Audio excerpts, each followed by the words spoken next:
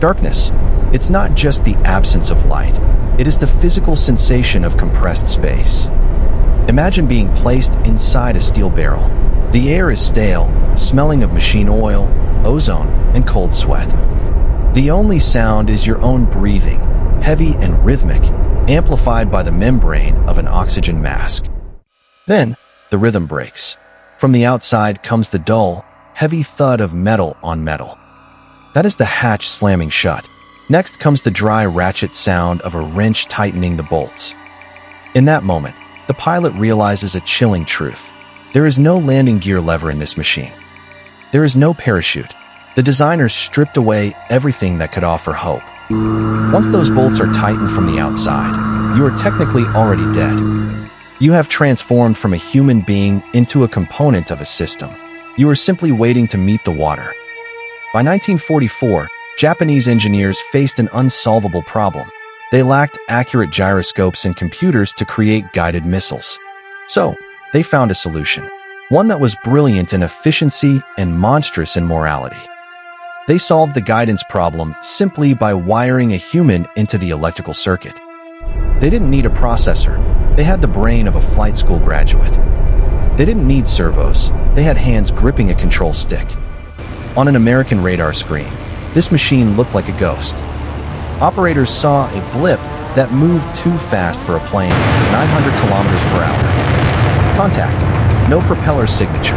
These screams over the radio became the symbol of the war's final months. Americans thought they were seeing the technology of the future. But for Japan, this wasn't technology. It was the cold mathematics of survival. When the steel ran out, the empire began expending its final asset, people. The Americans named this weapon Baka, idiot. But its official name was MXY-7 Ohka, cherry blossom. The only cruise missile in history fueled by pure despair. To truly understand the horror of this device, you must look at it through the eyes of an engineer. You must lay the parts out on a table and see what death is assembled from. There are no complex hydraulics or powerful pistons here. The MXY-7 is a weapon of total poverty. The wings are made of common spruce and plywood. The fuselage is assembled from thin sheets of metal, often resmelted from civilian kitchenware. Wasting quality steel on a craft that would fly only once was considered a crime. But this economy ended exactly where the warhead began.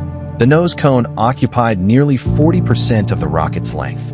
Inside it lay 1,200 kilograms of ammunition. Imagine the scale. A standard torpedo carried a charge 4 times smaller. 1,200 kilograms is not just a bomb. It is an eradicator. This was enough not just to pierce armor. A shockwave of this magnitude snaps a destroyer's keel in half like a dry twig. The engineers knew there would be no second chance. Therefore, the first strike had to be absolute. Now look at the tail. A common myth states that the Ohka was a jet plane. That is an error. It had no turbine. In the tail sat 3 solid fuel rocket boosters. Essentially, giant fireworks. The pilot had no throttle. He could not adjust his speed. There was only a fire button. And the most terrifying part, the burn time was only 10 seconds. 10 seconds of furious acceleration, crushing the body into the seat. And then, silence. All the rest of the time was a glide carried by inertia. The cockpit was Spartan. No heating. At the drop altitude, the outside temperature was minus 30 degrees. Pilots' hands went numb from the cold, and their consciousness clouded from hypoxia even before the attack began. And right before their eyes, the only instrument that mattered, a primitive collimator sight. A simple ring on the glass. The operator's task was reduced to one thing. Keep the silhouette of the ship in the center of the ring, until the ring filled the entire world. But the story of Project Ohka is a story of a fatal logistical error. The perfect weapon's main vulnerability lay not inside the rocket, but in the delivery method. The rocket weighed over 2 tons. To lift it, a G-4M Betty medium bomber was required. As soon as the Ohka took its place under the belly, the bomber turned into a cripple. It lost 30% of its speed. It became as sluggish as a loaded barge. Imagine yourself as an American Hellcat fighter pilot. You see a slow dot on the radar. You accelerate to 600 kilometers per hour. You come in on the tail and see a massive rocket under the Japanese plane's fuselage, rendering the enemy defenseless. This isn't a dogfight. It's a shooting gallery. Tactics required flying almost point-blank to the fleet within 37 kilometers, straight into the jaws of hundreds of anti-aircraft guns. The Ohka became a curse for its mother carrier, dragging her to the bottom before she could even enter the fight. Before we get to the slaughter, let's pause. Let's look at the faces. The special corps of Ohka pilots was named Jinrai, the Thunder Gods. In the black and white photos, we don't see monsters. We see boys, 18, 19, 20 years old. A ringing silence reigned in their barracks. A regular kamikaze in a fighter plane could return if he couldn't find a target. An Ohka pilot could not. The last night before a sortie was a ritual, a cup of water or sake. A letter to their mother, in which censors forbade writing about the mission details. So they wrote about cherry blossoms and leaving with a smile. They tied on white hachimaki headbands. They weren't fanatics with burning eyes. They were children whom the state had convinced that their death was the only currency that could buy the nation's salvation. March 21st, 1945. The first mass sortie. The day theory collided with reality. 16 bombers with rockets under their wings took off to intercept the U.S. fleet. The plan was simple: break through and deliver a crushing blow. But American radars saw them long before they arrived. 50 fighters were scrambled to intercept. It was an execution. Overloaded bombers crawled through the sky, unable to dodge. The Hellcats methodically shredded their engines. One by one, the massive planes burst into flames and fell into the ocean. No one had time to give the command to release. The rockets died along with their carriers. One of the pilots, 19-year-old Yoshio Kubo, had written the day before, "I will become part of the Thunder."